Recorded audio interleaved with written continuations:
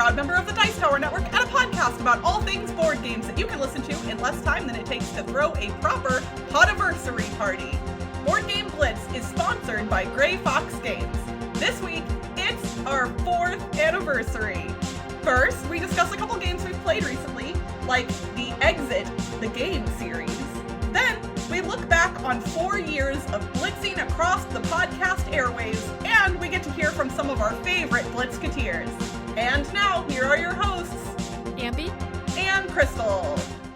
Okay, Ambie, I'm really excited to hop into the main part of today's episode, but we got to talk about some board games that we've played recently. And in fact, by happy coincidence, you and I played the same games recently. Yeah, that's super exciting. Even though we didn't play together. Yeah, we didn't play it together. But it rarely happens that you and I play a new game around the same time, unless we are playing it together. And since we don't see each other in person that often, that's not common. Yeah. So the games that we played were the Exit, the game series. We played a couple of them. So the new, well, I guess they're not as new anymore because the new one's coming out, but they came out in last year, I think. There's Exit the game, the House of Riddles, the Haunted Roller Coaster, and the Catacombs of Horror. And I played all 3 of them, and Crystal, you did not play the Haunted Roller Coaster, correct? Yeah, I did. So I got review copies of the other 2, but I didn't get the Haunted Roller Coaster, although I'm really curious to hear about that one because I love roller coasters. In fact, fun side, tangent. When I was a kid, I had a book, it was a, young adult literature thing, and it was called The Beast. And it was a, kids horror novel about a haunted roller coaster in, I think it was supposed to be in, Cedar Fair in Ohio or something like that. I'd be curious if any of our listeners read The Beast. And I feel like there were sequels to that book, too. But I loved that book when I was a kid. So haunted roller coasters are something that I have weirdly always been interested in. Okay. So first, let's talk about the Catacombs of Horror, because it's a little bit different than some of the other Exit games. Yeah. It's the first one that's a 2-part one, I think. So it comes in a bigger box. Usually the Exit games are a smallish box, and you take an hour to solve them. But the Catacombs of Horror is double the size and double the length, so it's 2 hours. And it has 2 parts. You can split up in the middle. It tells you can take a break if you want, and then take the second part, which is what we did. And I played it 2 players all at once. So we played it all in one sitting. I think it took us, I don't remember what our final time was. I think it did take us right around 2 hours, if I remember correctly. We ended up getting 6 out of 10 stars, though, because we had to use some hints. Yeah, we used hints. Our total time was 1 hour, 55 minutes. But then we, still got a good score. Yeah, so this was probably, one of the hardest Exit games that I've played, I think. Agreed, intensely. The puzzles in this one were more difficult, and not just some of the Exit games have puzzles that I've struggled to solve, but it was more a matter of me than the puzzle. This one had puzzles that were legitimately more difficult, in my opinion. Yeah, they were more difficult, and I think it's rated 4 on the difficulty scale. I think it might have actually been 4.5. I think it was 4.5? Okay. Yeah. I might have not seen that. But yeah, it was also pretty thematic, I think, for an Exit game. And there were some scary parts. I would agree. No, this one felt, in my opinion, very thematic. And I think they utilized the components that were included with the game in really interesting and unique ways. Obviously, again, we're discussing all of this without spoilers, so it's kind of hard to be specific. But there were definitely aspects of this Exit game that I haven't seen in any other escape room game, let alone an Exit game. Yeah. So that was really neat. I actually liked the first part better than the second part, I think. Just because, in the second part, we were doing some grunt work that we didn't actually need to do because we were because we didn't have everything for a puzzle, or we did have everything for a puzzle and we thought that we were supposed to solve another puzzle first, right? So that sometimes happens. We did, we struggled at one point where we thought we were supposed to do one thing and we were actually supposed to do something else, and so doing stuff out of order. And then we also cheated a little bit without realizing it, because we had solved one thing and it's not that we forgot to take the components, but like we messed something up and we couldn't quite figure out how, so we had to kind of backtrack a little bit and figure it out. But I think it was on us, not the game. Yeah, but I really enjoyed it. Ditto. I think thematically, and I think the story in this one felt a little less cheesy than some of the other exit scenarios, one of which we'll be discussing in just a moment. Yeah, but it was more scary. So I guess on BGG it says age 16 plus. So the age requirement, though, is not necessarily because of the content. There is this is not a spoiler, it's in the list of included components. Yes. There's a candle in the game. And since it does involve open flame, I think the age requirement has to be bumped up because of that as well. Oh, that makes sense. Because this is definitely not a toy, basically. But the story is also kind of like scary. It would be scary for sure a kid. Yeah. No, there's definitely very scary stuff in it. But like I would say a 14-year-old would probably be fine. Yeah, it looks like voting on it says 12 plus, so that's fine. Yeah, that fits, I think, a little bit more. Obviously, don't leave your children with open flames if you know, whatever, but like all of that. Yeah, there's a whole warning saying like don't light the candle except for the puzzle where it's used in. I know, I got paranoid about the candle. I was like, oh no. Yeah. So basically, you and I both really enjoyed this one? Yes. Yeah, I would recommend this one highly. I think theme-wise, content-wise, puzzle-wise, this one kind of hits on all cylinders. Yes. But if it's your first escape room game, then do another one first because it's pretty difficult, I think. Yes, agreed. Which is actually a good segue into the House of Riddles. Agreed.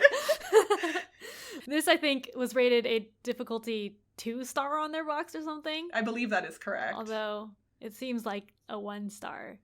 Yes, this one, less puzzles total, and like some of the puzzles were so easy that I actually doubted the answer. Like, you know, like you have that moment where you're like, well, it can't be that because that's too simple, and then it is that, and you're like, oh. Yeah. But for the record, I don't necessarily mind easy puzzles because sometimes it kind of makes me feel smart. Like, oh, yeah. I look at how smart I am solving these puzzles so quickly.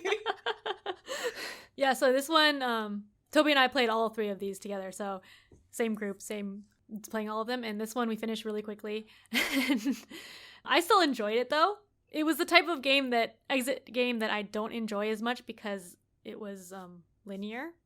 Very linear. and so it felt like a beginner game, like introducing people to the exit series, because it kind of like told you, oh, this is how you do it, and like the next one is here. Yeah. and also the story was not the story is very silly and ridiculous, and not in like, it wasn't intended to be silly, I don't think. It's just I didn't like it at all. Yeah, I didn't like the story either. Although there is a fun surprise at the end of the scenario that like is cute. Oh yeah. Yeah, that also made it seem like for kids. Yeah. I think it would be good for kids. You know, this one I think agree. I think it's good for kids, and if you aren't like, if puzzle solving isn't one of your like big strengths, I think this is a good one. It's a nice like introduction to the series, and it's still enjoyable. Like even though the puzzles were easy, I still enjoyed playing through this one. Yeah, me too. So, yeah. Cool. And also like there's some cutting of things, and I like arts and crafts. So this one, you know what? Actually, that's a good point. This one had a couple of puzzles that even, like, one of them was really unique and a little bit difficult. And it was one of those, like, I love those moments in escape room games where you figure it out and you just kind of, like kind of gasp. Like, you're just surprised at how a thing works. And this one did that at least once for me. Yeah, me too. And actually, all 3 of these games had, like, some interesting, neat puzzles, like, that I hadn't seen before, and using things in different ways that I liked. So I liked all 3, I guess, spoilers for, because I haven't talked about the Haunted Roller Coaster yet, but I can talk about it now. Yeah, I want to hear about it. Yeah, so the Haunted Roller Coaster was another linear one, and it was also easy. I think maybe a little less easy than the House of Riddles, but I liked the story a lot better. It was more thematic than the House of Riddles. And I think the puzzles were slightly more interesting, but it still had like the linear, and it still seemed like an intro escape room game for like a family with kids. Still some like arts and crafts and stuff. So I have to know one thing, and you can choose not to answer if it would be spoilery, but do you get to ride the roller coaster during the scenario? I don't remember. I think it's like you might start out riding it and then you're inside it or something. Interesting. Yeah, so it obviously wasn't as thematic as the Catacombs of Horror, but I played it like last month, so okay, it's been a while. No, that's cool. I definitely want to pick that one up, and I think we've discussed our thoughts on the escape room games in the past, and of the series of escape room games that have lots and lots of different titles, Exit is still my favorite, hands down. Like, I don't think I've played any Exit game that I came away from disappointed. There have been moments of frustration. My favorite system is still the escape room in a box system, but they only have 2 boxes. So I think Exit kind of edges out that in only that there are so many good Exit games. Mm-hmm. Yeah, and I still haven't played the escape room in a box ones. We should make that happen. I really just want to hear your thoughts on them. Yeah. So those were Exit, the Catacombs of Horror, Exit, the Haunted Roller Coaster, and Exit, the House of Riddles. Yep.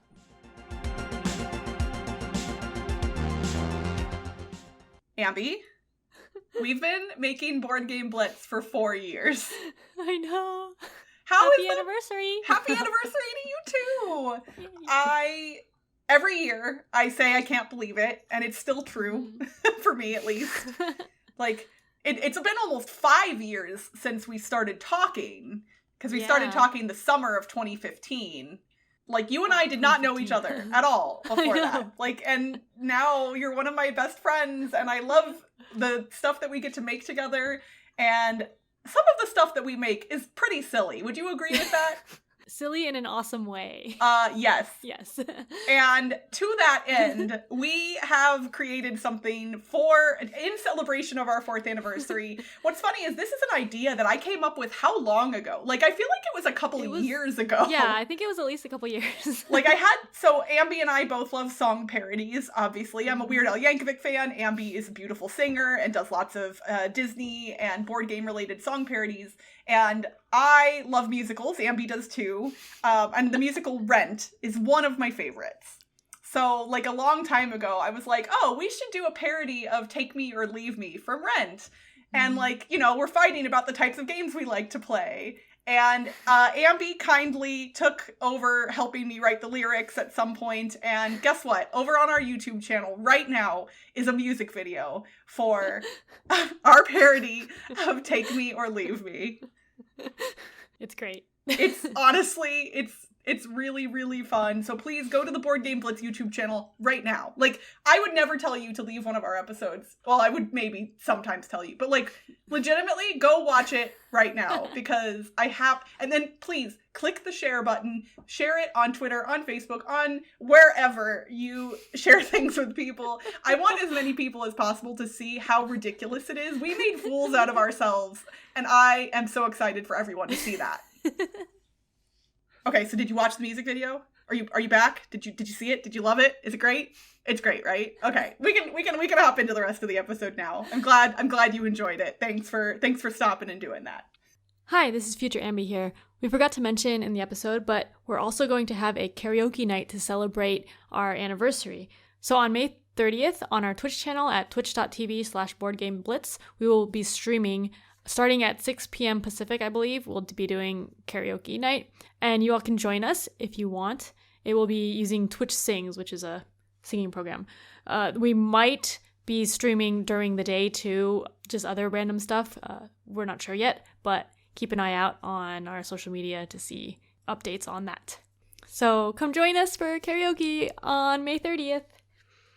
So for our anniversary episode here, we don't always do something special here on the podcast for the anniversary, but we usually do. Our first anniversary, which was episode 28, we did a Battle of Blitz, which was kind of a like parody or style parody of the Battle of Wits from Flip the Table. If you all haven't listened to that episode, you should go back and listen to it. It's a lot of fun. Then for our second anniversary, we didn't do anything here on the podcast, but we did release our top 100 games of all time for the first time on our YouTube channel. So that was back in 2018. Then a year ago, Ambie put together an audio escape room, and Cassidy came back for that, and the two of us went through the escape room together in episode 79. And if you've never heard an audio escape room before, you are missing out. Our friends over at Escape This Pod were kind of the inspiration for that episode, and they make really amazing audio escape rooms that you should definitely go listen to. I've actually considered trying to run one of their escape rooms for like friends or things, and I've never done it, but I kind of want to. Yeah, So this episode, we considered some things that a lot of podcasts do, like a clip show where we kind of pull in clips from old episodes, or maybe getting people to submit stuff like other podcasters, but we wanted to do something a little bit different. And I kind of just wanted to not necessarily reminisce, but just like really like consider and think about and talk about what the podcast has meant to us and what we think has been... what has come of it? Like what, you know, for us personally, for board games as a whole in our lives and the board game community. Because I do think in some small way, maybe we've affected something larger than ourselves. Yeah, like 4 years is a long time. And I feel like we've grown a lot over those years as board gamers and podcasters. Like we started out... Oh yeah. You listened to episode 1 today, didn't you? I just started listening to it and it was like, wow. And I've said this 100 times over the years, but I still contend that our episode 1 is better than a lot of podcast episode 1s, but it's still real bad. And honestly though, I think part of that was because you and Cassidy and we did not know each other. Really. Yeah. Like to be able to speak to someone, especially over the internet, if you don't have that natural flow and rhythm to a conversation, it can make things even more awkward. Yeah. So it was pretty awkward until it took a while for us to get like a good rhythm. And then we didn't meet in person until, or like all three of us didn't meet in person until like a year. Yeah, I think it was a year after we started the show when the three of us were finally like in the same room at the same time. Yeah. Which is, and a lot of people were shocked by that, which is good, that they thought, like, oh, we thought you guys were friends. No, we were not. But we are now. Yep. That's all you have to do to become friends with somebody, is start a podcast with them, apparently. Oh, well, maybe the opposite could happen, too, but thankfully that was not the case for us. So speaking of Cassidy, if any of you are newer to the show, you might not know who Cassidy is. Cassidy was one of the original hosts of the show when it started in 2016. And then in episode 45, that was her last episode, aside from a couple of other appearances. She's come back for a couple episodes here and there. So if I'm talking about Cassidy, that's who that is. She's wonderful and awesome and always a host emeritus of our show. Yeah.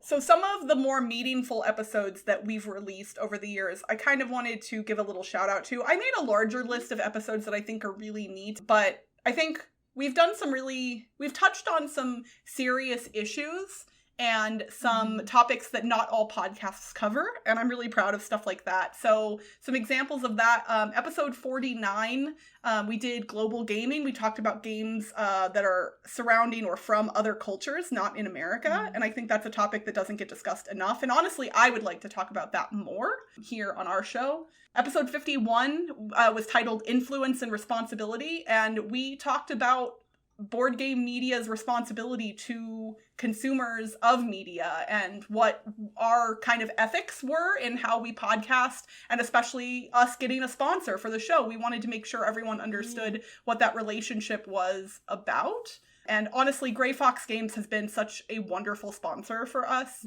and we hope that you all help support them. And to that end, I'll give you a little sneak peek. In our next episode, Gray Fox Games is starting a new thing with us, and you all are going to be getting something really cool from Gray Fox Games. So make sure you listen to our next episode to hear that. Then in episode 64, which was titled Gaming for Good, we talked about a whole bunch of charities related to both board games and video games. And I think that is also a topic that doesn't get touched on enough. Board gamers and video gamers, gamers at large, do a lot of good for other people. Like they support a lot of different charities, and there are a lot of charities kind of centered around gaming. And we were able to highlight a bunch of those back in that episode, and I would love to do something like that again at some point. Yeah, that was fun. And that was another episode that Cassidy came back for. Yeah, she does a lot of work with organizations in her area, so that was really neat to have her join us again. Mm-hmm. And then the last one that I will highlight here, episode 82, which has very special meaning to me as a member of the LGBTQ community, and that was our Pride in Gaming episode. We celebrated Pride Month by highlighting board game content creators, designers, and artists who are part of the LGBTQ community. And that one, I really love that episode. So I highly recommend episode 82 if you all haven't listened to that one either. So over the last 4 years, how has the podcast affected you in your life or just anything, I guess? That's actually a really interesting question. So we started the podcast in 2016. And that is right after I started a new job. The job that I'm currently at, in fact. I started the fall before we started the podcast. And as part of that job, I occasionally have to present things I've been working on to the executives in my company. And my coworkers, my bosses, everybody has said that my public speaking skills are amazing. Ever since we started the podcast, I've become more well-spoken. I think I've always been somewhat well-spoken, but I think I'm better off the cuff. I don't say and as much because you kind of have to self-edit. We still do that occasionally. Everyone does. Yeah. But my brain edits that stuff out more than it used to. Yeah, you're way more conscious of saying and when you hear it repeated back to you. Yeah, in those early episodes, even you were editing out a lot of stuff, and it's still you can tell we were not confident or not as confident. Yeah, I've also gotten a lot better at speaking, but not as much as I had hoped originally. But then I also am no longer working, so it doesn't matter as much. But I think part of the reason why my speaking hasn't improved as much is because I know I can magically edit if I mess up. So if I mess up, I just start over. But I've gotten a lot better at describing and talking about board games, which is a lot of what I do now when I'm talking with friends or anything, because that's my main hobby. I would agree. It's good there. Yeah, no, I think I'm more thoughtful about how I think about and judge games, especially. But honestly, I think I'm more thoughtful about how I approach other forms of entertainment and media as well. I think I am better about not making snap opinions about things. And I don't know if I don't think the podcast is the sole reason for that, but I do think it has contributed. It makes me realize that if you are speaking in a public space where other people will hear you, you should be somewhat thoughtful about what you're saying, because it could affect other people. If we talk badly about a game, for instance, that could negatively affect a publisher or a designer, or it could just make somebody feel bad. And I don't ever want to make someone feel bad. I'm allowed to think a game isn't for me, but I think we try to always find the good in whatever we're talking about, and I really appreciate that we do that. Yeah, and over the years, at least for me, my tastes in games have changed. No, not as much changed, but evolved kind of. This probably would happen without having a podcast too, just because it's more noticeable though, I think, because of the podcast. Yeah, what's funny is I was looking at the About Us page on the website, which we wrote before starting the podcast. And I haven't updated. Oh, no. But mine, I hadn't played 18xx before the podcast. And so it was talking about the games I used to play before that. And I used to play a lot of 2-player games with Toby. And we don't play as many 2-player games anymore because since we started playing 18xx games, those are 3 or more players is what you want. And we haven't had as much time for the other games that we used to play. So it's kind of funny. We did an episode, I don't remember what episode number it was, but we did an episode called The Verts, where we talked about like my extroversion and your introversion. Mm-hmm. And I do think that you and I have both kind of gotten closer to the middle at times where we needed to. Like, I've learned how to kind of rein my craziness in, at, like, when it makes sense to. I also, you know, go bananas a lot of the time just because it's fun and whatever. But, like, I've seen you step out of your comfort zone more over the years. And obviously, it's fine to be an introvert. There's nothing wrong with that. But I think, or I hope that you've gotten to experience some new cool things because of things like 18xx games and other stuff like that.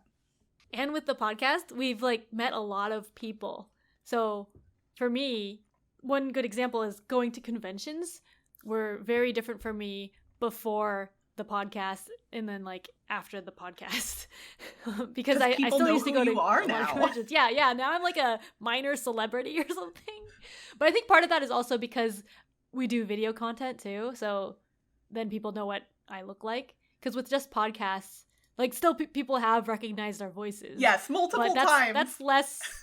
That's more rare than like seeing your face and knowing you from video. The first time my voice got recognized when I was at Meepleville here in Vegas, which was like, it was during the first, I want to say like 6 months of the podcast. It was early. Oh, yeah. And a stranger who was like in Vegas from California called me out by name. And then we talked about it on the show and I tweeted about it and he responded to my tweet. He was like, that was me, which was really neat. But I was shocked. I was like, I never expected that to happen. Yeah. But yeah, like we have a bunch more friends, friends that we haven't met yet, which are like people that listen to us and know us, but we don't know them yet. And we're going to know them after like playing games with them at conventions. But also we have like other podcast friends that we've met through podcasting that like also do podcasts. And then we share that connection with them because it's like, oh, you know, we're editing a podcast and we could talk about how that's fun. It's really interesting because I think for whatever reason, like I don't consider myself to be that big of a deal. Truly, like we make a board game podcast that, you know, a few thousand people listen to. It's not, in the grand scheme of the world, we are not celebrities by any means. But I do recognize, because I used to have these moments with other board game content creators, that some people come up to us and think, oh my gosh, like, that's Ambie and Crystal. I don't know if I should talk to them. Like, we've gotten comments from people like, oh, I was scared to come say hi. And it's hard for me to convey to people, like, you can always come say hi to me. Like, we're not that big of a deal. Please come say hello. I mean, I still get that with other board game content creators. Oh, yeah. Even though, like, it's like, I know that it's okay, but... When I got to meet Rodney Smith for the first time, I was so excited and just trying to contain, like, because he's just such a nice person. Yeah, he is. And I really was just, like, we had talked through, like, Twitter and other stuff, but I'd never gotten to meet him in person. And I was really excited when I finally got to meet him. When I met him, he had seen some of my videos, and so, like, I saw him across the room, and I was too scared to, like, go say hi to him, but then he said hi to me, and that was awesome. Yeah. Honestly, there are so many wonderful content creators, especially now. Like, 4 years ago, there was a lot as well, but I would say over the past 4 years, board game media has become more diverse and more varied, and the content, like, it feels like there were a lot of podcasts kind of doing the same thing, and that's not necessarily a bad thing, but I think the type of content that's getting made now is more dynamic and interesting, and like there's more people doing things that weren't being done before, and I think that's really neat. Yeah. Okay, I know the episode's getting long. I promise we're gonna wrap it up eventually, but before we do, we want to hear from you all. So we asked some of our listeners, some of our most wonderful and loyal Blitzketeers, to submit some clips to us just in celebration of our anniversary. I have not listened to any of them, so I have no idea. You haven't? No, I haven't listened to any of these, so this will be the first time I'm hearing them. And yeah, let's take a listen at what they had to say. One of our listeners wasn't able to record a clip, but she sent us some words to read. So she said, I was a new gamer when I came across Board Game Blitz, and it was fun to listen to gals talking about board games. I binge listened to the first season and was sad when I got caught up to most recent episode. But more than just the enjoyment factor, listening to Board Game Blitz was the reason I was able to go to board game conventions on my own. I'm an introvert who also had no one to go to a board game convention with. A few years ago, when it was announced that there was going to be a small 50-person BlitzCon less than 30 minutes from my house, I started thinking about going, but it was a hard choice for me. When I gave a tentative yes, I still hedged by saying if it filled up, someone else could go in my place. Ambie said she was wondering if I was going to come and was happy that I was. So when I got to the con, I at least would know that Ambie and Crystal knew my name.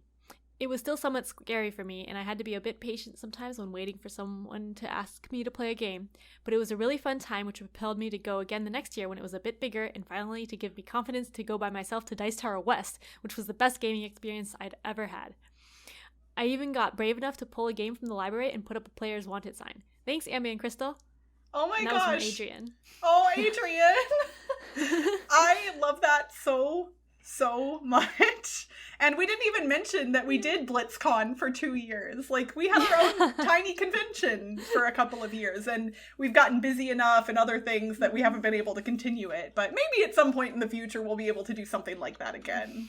So thanks, Adrian. All right, let's listen to all of the audio clips that got submitted. Congratulations to Board Game Blitz for their 4th anniversary. Now, traditional gifts for a 4th anniversary are fruit and flowers. This doesn't seem like the best time to send that kind of gift, though. However, maybe some flowers could be sent to your Animal Crossing characters instead. Keep up the great work, ladies. Hey, this is Patrick Hillier. Board Game Blitz is one of the first podcasts I listen to when it pops into my feed, because it's always fun to listen to the ladies chatting about something new and exciting with a positive spin and excitement and positivity. They also have a really great group of people in the Patreon Slack channel that are great to interact with, that bring new and fun things to share. So, happy anniversary. Thanks for all that you do. Hi, this is Michael from Ohio. I just wanted to say thanks for 4 years of shows and communities to these great ladies and everyone who has assisted them on the way. Thanks. I am so happy to wish Board Game Blitz an awesome 4th anniversary. I still remember the first time I heard about Board Game Blitz. Tom from the Dice Tower announced a new all-female podcast joining the Dice Tower Network. I was so excited because up until then, the podcasts and videos I'd been watching were really predominantly men. And that's not that I didn't love them and what they were doing, but I was really hoping to find a podcast that was similar to my own board game experiences. That's exactly what I found with the ladies of Board Game Blitz. I love their enthusiasm for not only board games, but musicals and Star Trek. And Ambie has even made 18xx games seem less intimidating. They make me laugh every episode, and they truly felt like kindred spirits. And I'm so lucky to have been able to hang out with them and the amazing Board Game Blitz community. Congrats again on 4 years, and can't wait to see what comes next for you guys. Hi, Ambie and Crystal. This is Matt from Pittsburgh. Just wanted to congratulate you on 4 years of Board Game Blitz. I really like the format, and I'm glad that I can listen to it in less time than it takes to go get takeout for the 4th time in a week. Thanks, and congratulations. I started listening to Board Game Blitz about 2 years ago, and now I truly look forward to listening to Ambie and Crystal discuss board games in less time than it takes to write and record a review of how much I enjoy their podcasts and the wonderful community they've created around it. My family enjoyed meeting Crystal and other Blitzketeers at PAX Unplugged. I even got the opportunity to play Crystal's favorite, Battlestar Galactica, with my son and some other Blitzketeers. All thanks to the connections I made through the Board Game Blitz Slack channel. Thank you so much, and keep up the great work. Greetings, Blitzketeers. This is Mike Rudman, and I've been a loyal listener since the early days of the show. I'd like to congratulate Ambie and Crystal on 4 fantastic years of Board Game Blitz. There's an overwhelming amount of board game content out there, but Board Game Blitz has truly stood out from the pack for me. Above all, Ambie and Crystal are such sincere, enthusiastic ambassadors for our hobby. Not only do they provide helpful and entertaining game news, reviews, and recommendations, but they're so humble and gracious with their listeners. I can't wait to see what the next 4 years will bring. Thank you for bringing joy to so many people. Hey folks, this is Rachel, and your Blitz-sized podcast inspired me to write some Blitz-sized poems. Podcast app opened. Hooray, a new Board Game Blitz. Smash that play button. Fun board game stories plus some etymology keeps me company. Ambie and Crystal, positive, energetic. My smilin' biggins. Not just a podcast, a lovely community built on fun and smiles. Congratulations on 4 amazing years. Okay, wow. So, I know you all just heard all of those things back to back, as did I. And I'm crying a little. Our community is one of the best things that has come out of this show. Mm-hmm. We, not just our Patreon supporters, because obviously, no, we do not, like, we don't require anyone give money to the show to be a Blitzketeer. Like, if you listen to the show, you're a Blitzketeer. But we get to talk more frequently with the people in our Slack channel, and we've gotten to know these people over the years, and they've become friends, and I care about them, and I appreciate them, and they give us ideas, they help support us, they cheer us on, and I mean, you all just heard that. I can't, Ambie, speak, I can't do it. I've lost words. This is what it's come to. I never can't speak. Thank you everyone for supporting us. I mean, I already listened to them beforehand, but listening to them again too, like, it was just very happy, made me very happy to hear that. Like it's exciting that we just did this little podcast and then we reached so many people, and like, I don't know. We wanted to cause good things to happen. And we have. And yay, success. I mean, that's all we ever wanted from this. We wanted to contribute something meaningful and positive to the board game community. And I'm so honored that you all listen to our show and that you're out there, and just come talk to us on Twitter or Facebook or our guild or our Slack channel after this episode, and just make, like, I want to hear from all of you. Come say hi. I love you all so much. And that's it for this week's Board Game Blitz. Visit our website, boardgameblitz.com, for video and blog content, as well as to get links to all our social media pages. This episode was sponsored by Grey Fox Games. Raid villages, sack castles, and lead your Vikings to glory in Reavers of Midgard. Available now at your friendly local game store or at greyfoxgames.com. Grey Fox Games. Quality games cleverly crafted. Did you know you can support our show and get cool perks for as little as $1 a month? Become a patron to listen to unedited episodes and join our private Slack channel, which lets you chat with us and other Blitzketeers directly. Head to patreon.com/boardgameblitz to become a patron today. Our theme song was composed by Andrew Morrow. Technical support provided by Toby Mount. Board Game Blitz is part of the Dice Tower Network. Until next time, I'm believin'. Game on. Bye, everyone. Bye. Some of our loyal people. That doesn't sound right. I'm gonna start that whole thing over. Our loyal people? Like, what is that? All right. One of our listeners wasn't able to record a podcast. Yeah.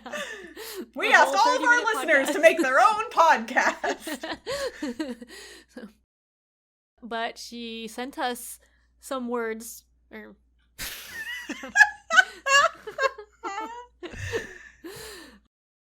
Become a patron to listen to an unedited.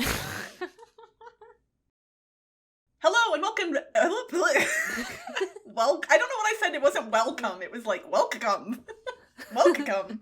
Okay. I'm gonna cry.